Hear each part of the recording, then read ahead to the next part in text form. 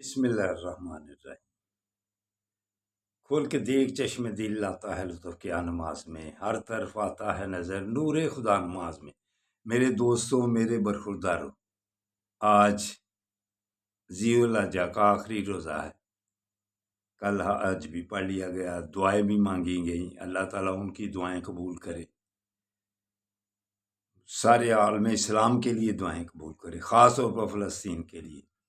تو اٹھو، آج آخری روزہ ہے، اس روزے کا بہت ثواب ہے۔ سال کے پہلے سال کے اگلے سال کے دونوں آپ کے گناہ معاف ہو جائیں گے، اور پورے سال کے روزے کا ثواب ہے۔ تو یہ روزہ آخری رکھ لیں۔ اللہ تعالیٰ اس لیے کہتا ہوں صحت صحیح ہو تو انشاءاللہ تعالیٰ پھر سارے کام صحیح ہوتے ہیں۔ نماز پڑھی جائے گی، نوافل پڑھے جائیں گے، سنتیں باقاعدگی سے پڑھیں گے، ایسے ہر کام میں سستی ہوتی ہے۔ آدمی کی فطرت، انسانی فطرت کیا ہے؟ سست، چھوڑتے جانا۔ تو جو آپ کے سامنے نیکیوں کو چھوڑتا جاتا ہے، سنتوں کو چھوڑتا جاتا ہے، سمجھو کہ وہ آقا صلی اللہ علیہ وسلم سے محبت سے پیچھے ہے۔ سنتوں کی پابندی، نوافل کی کثرت اور فرائض کی باقاعدگی سے کبیر اولیٰ کے ساتھ نماز۔ تو دوستوں، میرے برخورداروں،